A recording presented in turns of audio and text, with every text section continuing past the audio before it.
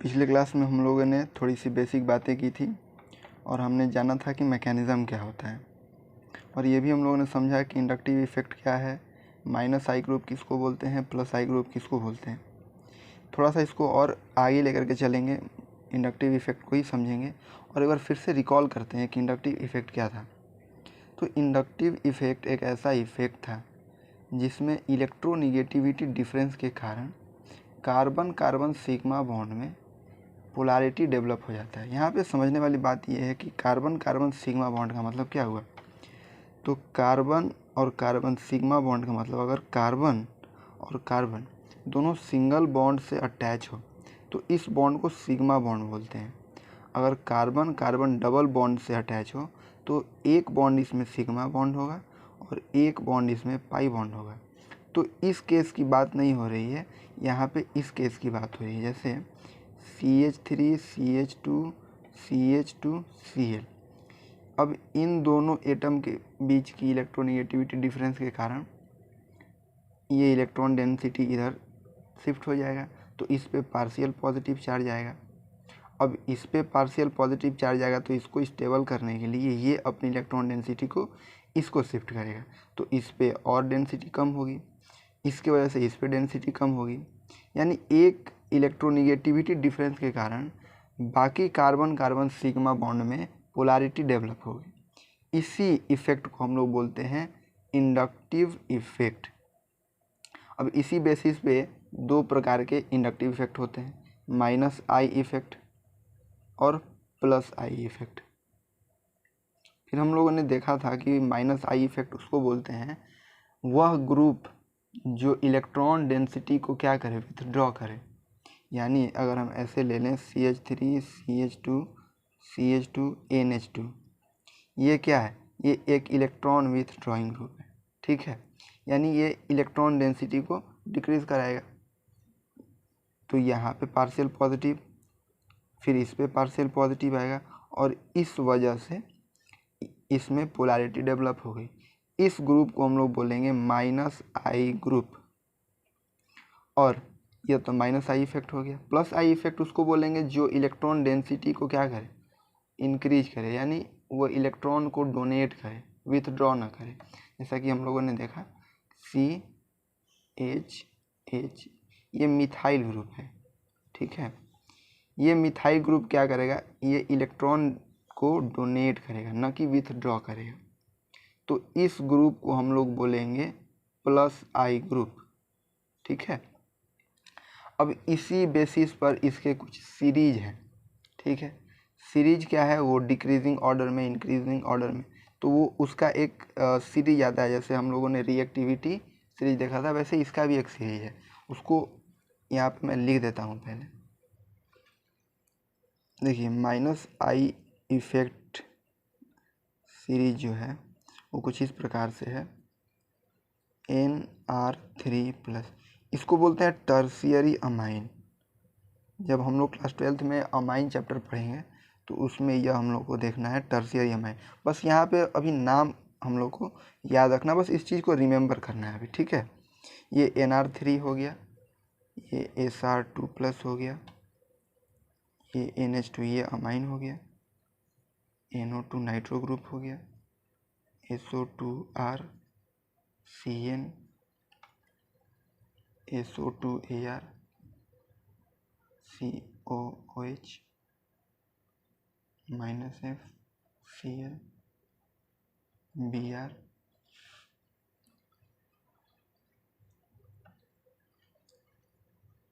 I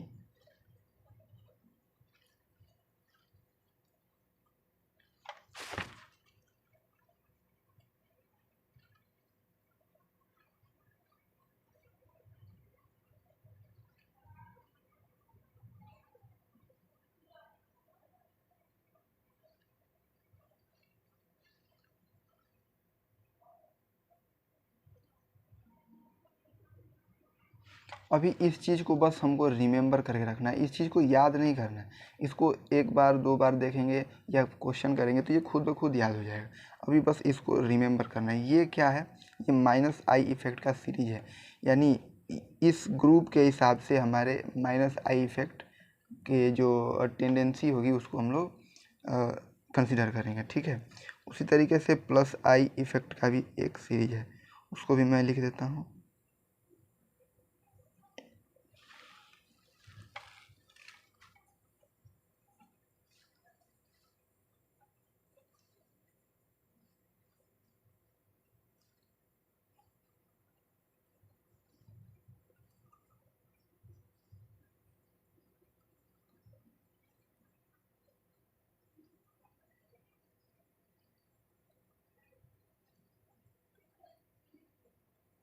ये कुछ इस प्रकार से ये सीरीज है, ठीक है।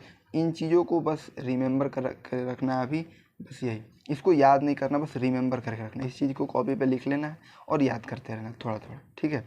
तो ये इंडक्टिव इफेक्ट हो गया, ठीक है। इस पर हम लोग क्वेश्चन करेंगे, लेकिन उससे पहले अब हम लोग देखेंगे कि मेसोमेरिक इफेक्ट क्या होता है। अब हम समझेंगे कि मेसोमेरिक इफेक्ट क्या है। अभी हम लोगों ने देखा कि इंडक्टिव इफेक्ट एक ऐसा इफेक्ट है जो पोलराइजेशन को डेवलप करता है। उसी तरीके से मेसोमेरिक इफेक्ट भी पोलराइजेशन को डेवलप करता है, और ये भी एक परमानेंट पोलराइजेशन को डेवलप करता है। लेकिन इसमें पाई इलेक्ट्रॉन के डिलोकलाइज होने से पोलैरिटी डेवलप होती है। पाई इलेक्ट्रॉन कहने का मतलब क्या हुआ, इसको हम देखते हैं, लेकिन सबसे पहले इसका डेफिनेशन लिख लेते हैं। डेफिनेशन क्या लिखेंगे, the effect due to which permanent polarisation is developed by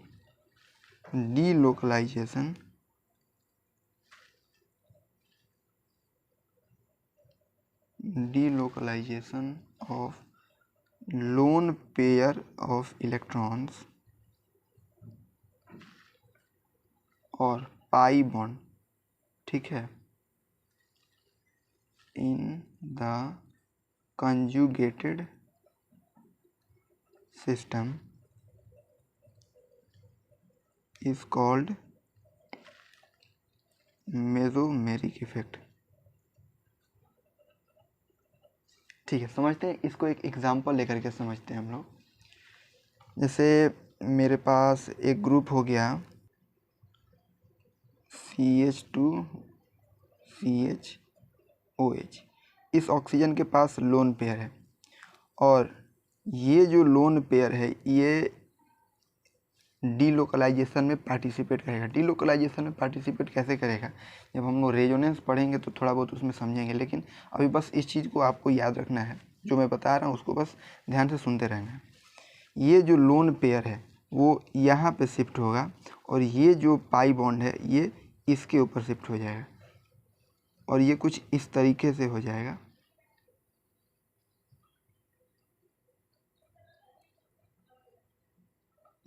ये दोनों रेजोनेटिंग स्ट्रक्चर हैं। ये क्या है, रेजोनेटिंग स्ट्रक्चर। जब हम लोग रेजोनेंस पढ़ेंगे तो रेजोनेटिंग स्ट्रक्चर क्या होता है वो समझेंगे, लेकिन अभी फ़िलहाल ये समझते हैं कि ये जो लोन पेयर है वो लोन पेयर डीलोकलाइज हो गया पाई बॉन्ड में, और ये पाई बॉन्ड जो है डीलोकलाइज हो गया लोन पेयर में। यानी लोन पेयर और पाई बॉन्ड के डीलोकलाइजेशन से पोलैरिटी डेवलप हो गई है। इस इफेक्ट को बोलते हैं मेसोमेरिक इफेक्ट, ठीक है। ये मेसोमेरिक इफेक्ट भी दो प्रकार के होते हैं, ये रेजोनेटिंग नहीं बोलेंगे, ये मेसोमेरिक इफेक्ट भी दो प्रकार के होते हैं। पहला होता है प्लस एम ग्रुप, या प्लस एम इफेक्ट बोलेंगे इसको, यानी प्लस एम ग्रुप की वजह से जो इफेक्ट होगा वो प्लस एम, और माइनस एम ग्रुप के वजह से जो इफेक्ट होगा वो माइनस एम इफेक्ट होगा, ठीक है। तो प्लस एम इफेक्ट को पहले समझते हैं, प्लस एम ग्रुप। तो कैसे लिखेंगे, the group which has lone pair of electrons and conjugated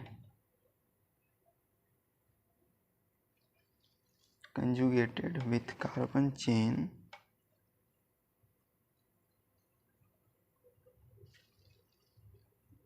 is called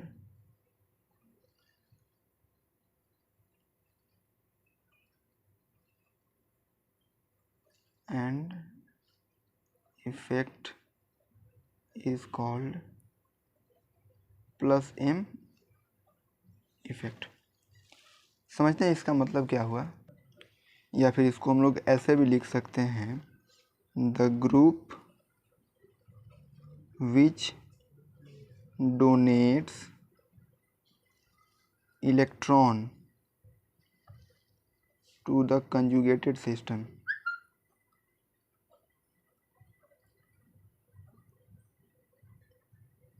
is called plus M group and the effect is called plus M effect। जैसा कि मैंने ऊपर एग्जांपल दिया है ये वाला CH2CHOH, ये जो है इलेक्ट्रॉन को क्या कर रहा है, डोनेट कर रहा है, ठीक है। यानी इलेक्ट्रॉन, ये ग्रुप जो है इलेक्ट्रॉन को डोनेट कर रहा है इस कंजुगेटेड सिस्टम में, तो इस ग्रुप को हम लोग क्या बोलेंगे, प्लस एम ग्रुप, और इसकी वजह से जो इफेक्ट शो हो रहा है उस इफेक्ट को क्या बोलेंगे, प्लस एम इफेक्ट, ठीक है। इसके लिए भी एक सीरीज है, उस सीरीज को हम लोग कैसे लिखेंगे, उस सीरीज को लिखेंगे O NH2 NHR। इस NHR को हम लोग बोलते हैं प्राइमरी अमाइन। इस चीज़ को हम लोग समझेंगे अमाइन चैप्टर जब पढ़ेंगे तो उसमें ये आएगा। ये सेकेंडरी अमाइन हो गया, ये OH OR NHCOR,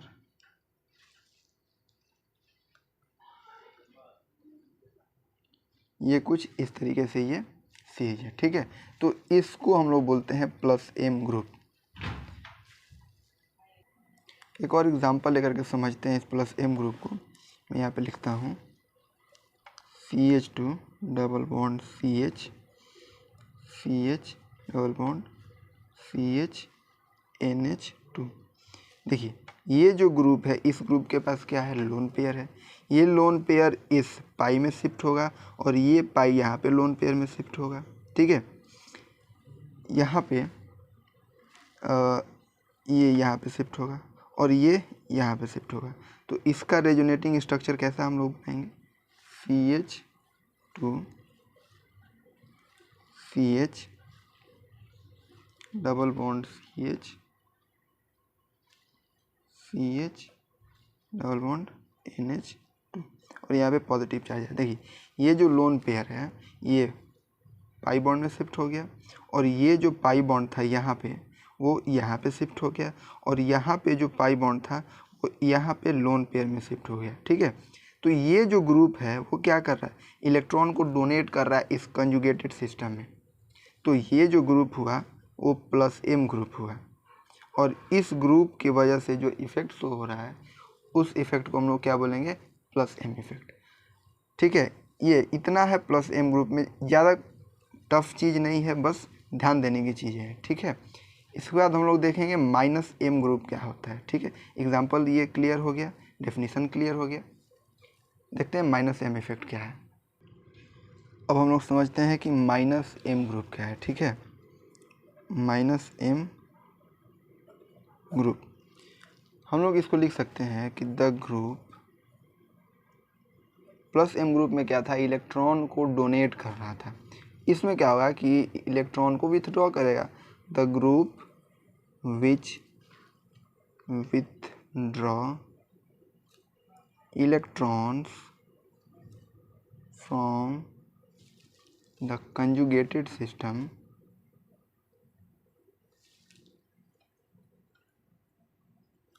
is called, definition बहुत सिंपल सा है, बस इसको ध्यान में रखने की बात है, ठीक है। The group which will withdraw electron from conjugated system is called minus m group and the effect is called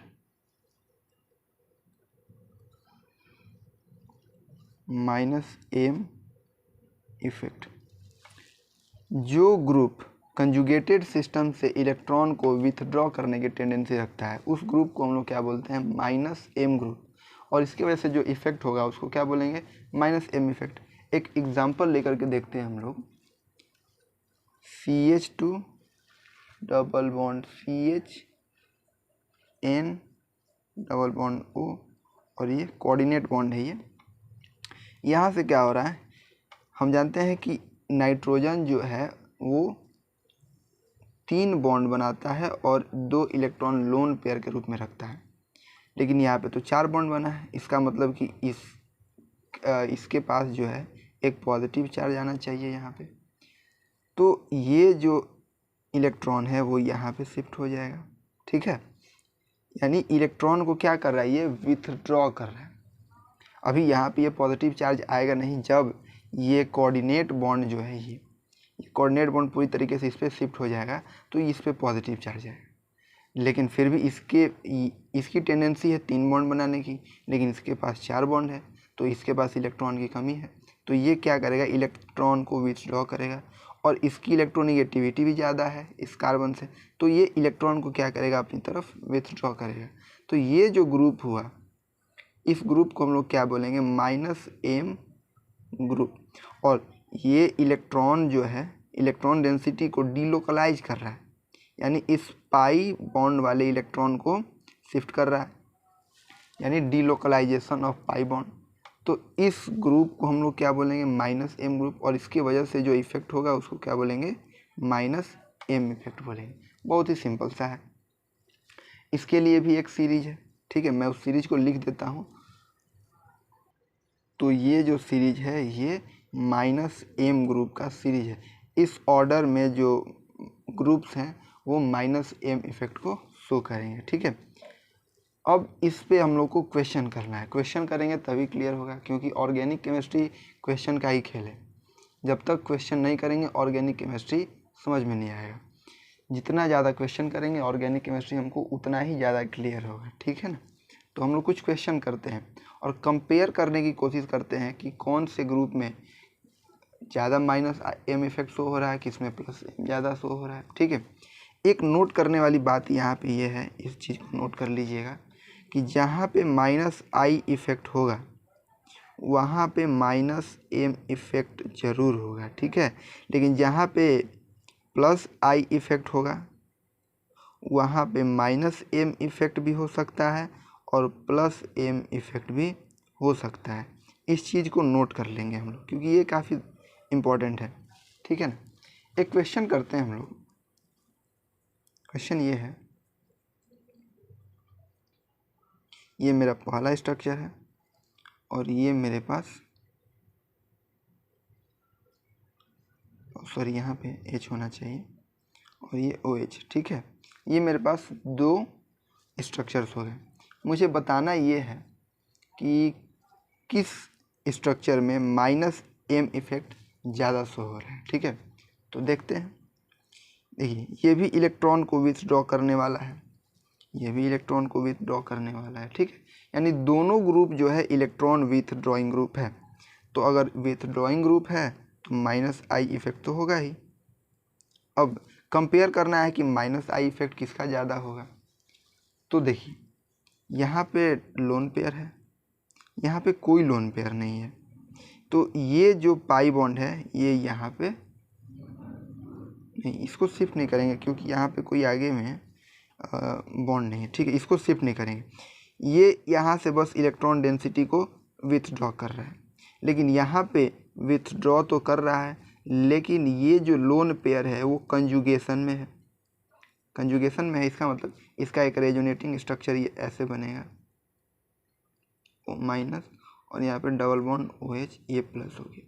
देखिए, यहाँ से ये इलेक्ट्रॉन को विथड्रॉ कर रहा है, यहाँ से ये भी विथड्रॉ कर रहा है, लेकिन यहाँ से विथड्रॉ कर रहा है, लेकिन ये जो OH ग्रुप है वो इलेक्ट्रॉन डेंसिटी को बढ़ा भी रहा है, यानी अपोज कर रहा है। किसको अपोज कर रहा है, अपोज कर रहा है रेजोनेंस को।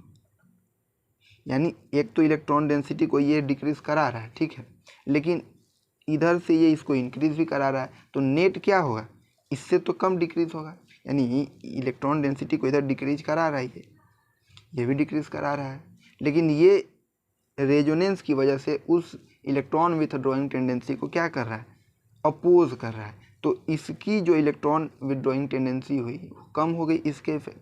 तो -i इफेक्ट किसका ज़्यादा हुआ, इस पहले वाले का ज़्यादा हुआ, किससे, दूसरे वाले का। और जहाँ पे माइनस आई इफेक्ट होगा वहाँ पे माइनस एम इफेक्ट भी होगा। तो माइनस एम इफेक्ट किसका ज़्यादा हो गया, तो पहले वाले का ज़्यादा हो गया दूसरे वाले से। ठीक है, ये कितना आसान क्वेश्चन था। ठीक है, इसको समझ लेते हैं फिर से एक बार कि ये दोनों इलेक्ट्रॉन विड्रॉइंग ग्रुप है, ये इलेक्ट्रॉन को विड्रॉ कर रहा है, ये भी विड्रॉ कर रहा है, लेकिन इस ग्रुप में कोई भी रेजोनेंस नहीं हो रहा है। इसका मतलब इसको अपोज करने वाला कोई नहीं, लेकिन इसमें अपोज कर रहा है, यानी एक तरफ से इलेक्ट्रॉन को खींच रहा है तो दूसरी तरफ से इलेक्ट्रॉन को दे भी रहा है, यानी इससे तो कम ही हो गया। तो इसकी जो माइनस आई इफेक्ट हो गई इससे कम हो गई, तो माइनस आई इफेक्ट इसकी कम हो गई, यानी पहले के ज़्यादा है, तो माइनस एम इफेक्ट भी पहले का ज़्यादा होगा। ठीक है, ऐसे ही कंपेयर करना है। दो और क्वेश्चन लेके इसको कंपेयर करते हैं और देखते हैं। ठीक है ना, एक और क्वेश्चन लेते हैं।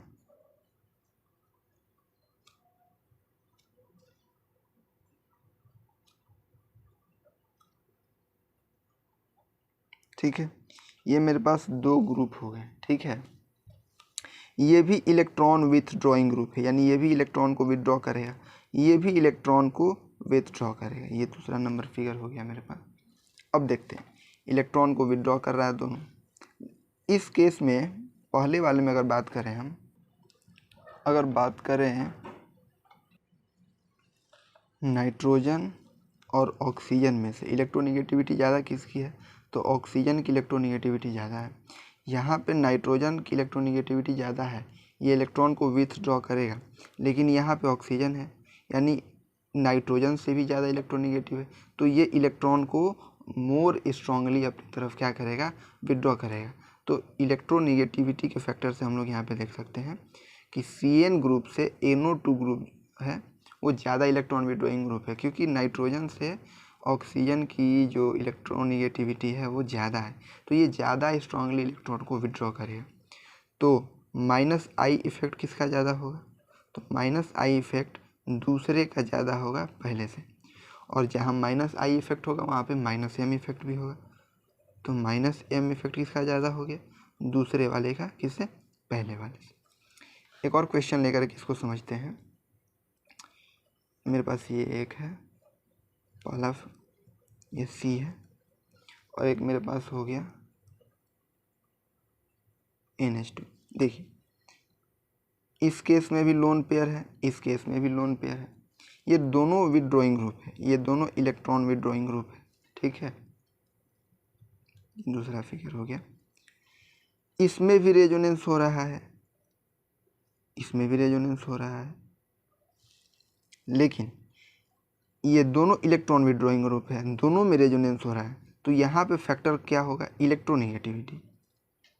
अब यहाँ पे इलेक्ट्रोनिगेटिविटी डिपेंड करेगा कि किसकी जो माइनस आई इफेक्ट है वो ज़्यादा होगी। एक और चीज़ अगर यहाँ पे देखें हम लोग, तो केमिकल बॉन्डिंग में क्लास 11th में बॉन्ड का नेचर पढ़ना होता है। इस बॉन्ड का जो नेचर है वो 2p पाई होगा, क्योंकि इस ऑक्सीजन का सेकेंड सेल का और इस कार्बन के सेकेंड सेल का जो p ऑर्बिटल है वो ओवरलैप करके इस बॉन्ड को बनाएंगे, तो इसका नेचर 2p पाई और इसका भी नेचर 2p पाई होगा। ठीक है, तो बॉन्ड का नेचर तो सेम है। यहाँ पे बात करें तो इलेक्ट्रॉन की जो ऑक्सीजन की जो इलेक्ट्रोनिगेटिविटी है वो नाइट्रोजन से ज़्यादा है, यानी यहाँ से इलेक्ट्रॉन को विड्रॉ कर रहा है और यहाँ से ऑक्सीजन की जो इलेक्ट्रोनिगेटिविटी है वो ज़्यादा है, तो रेजोनेंस को कम सपोर्ट करेगा, ये इलेक्ट्रॉन को ज़्यादा विड्रॉ करेगा। लेकिन यहाँ पे ये विड्रॉ कर रहा है, लेकिन इलेक्ट्रोनिगेटिविटी कम होने की वजह से ये भी इलेक्ट्रॉन को अपनी तरफ खींचेगा, लेकिन इससे कम एफर्ट से खींचेगा, यानी दोनों इलेक्ट्रॉन डेंसिटी को डिक्रीज़ कराएगा। लेकिन ऑक्सीजन की इलेक्ट्रोनिगेटिविटी ज़्यादा है, तो ये ज़्यादा इलेक्ट्रॉन डेंसिटी को डिक्रीज़ कराएगा और ये उसे थोड़ा सा कम कराएगा। तो माइनस आई इफेक्ट किसका ज़्यादा हुआ, जिसकी इलेक्ट्रोनिगेटिविटी ज़्यादा हुई। तो पहले वाली की इलेक्ट्रोनिगेटिविटी ज़्यादा है, तो पहले का माइनस आई इफेक्ट ज़्यादा होगा। जहाँ माइनस आई इफेक्ट होगा वहाँ पे माइनस एम इफेक्ट भी होगा। इस केस में पहले वाले का माइनस एम इफेक्ट दूसरे वाले से ज़्यादा होगा। ठीक है, तो ये कुछ क्वेश्चंस हो गए इस हिसाब से हम कंपेयर करते हैं और देखते हैं कि किस कंपाउंड में किस ग्रुप की वजह से ज़्यादा माइनस आई एम इफेक्ट है, माइनस आई इफेक्ट है। और ये जो इफ़ेक्ट है वो कार्बोकेटाइन या फिर इंटरमीडिएट की स्टेबिलिटी को सपोर्ट करता है। यानी हम इसके अगले वाले लेक्चर में जब पढ़ेंगे कि कार्बोकेटाइन या फिर किसी भी इंटरमीडिएट का जो स्टेबिलिटी है वो किस चीज़ पे डिपेंड करता है, तो वो डिपेंड करता है उसके एरोमेटिसिटी पे डिपेंड करता है, उसके रेजोनेंस पे डिपेंड करता है, और भी फैक्टर है जिस पे डिपेंड करता है। ठीक है, तो ये कुछ क्वेश्चंस हो गए, उम्मीद करते हैं कि समझ में आया होगा। नेक्स्ट क्लास में हम लोग और भी इंटरेस्टिंग चैप्टर और भी इंटरेस्टिंग टॉपिक को लेकर के आएंगे और उसमें हम लोग समझेंगे कि स्टेबिलिटी ऑफ इंटरमीडिएट। और ऑर्गेनिक केमिस्ट्री में इंटरमीडिएट जो होता है वो जनरली कार्बोकेटाइन ही होता है। इस कार्बोकेटाइन के स्टेबिलिटी पर ही हमारे प्रोडक्ट का क्या होता है, फॉर्मेशन होता है। उस हिसाब से मेजर प्रोडक्ट बनता है, माइनर प्रोडक्ट। ठीक है, टिल देन गुड बाय।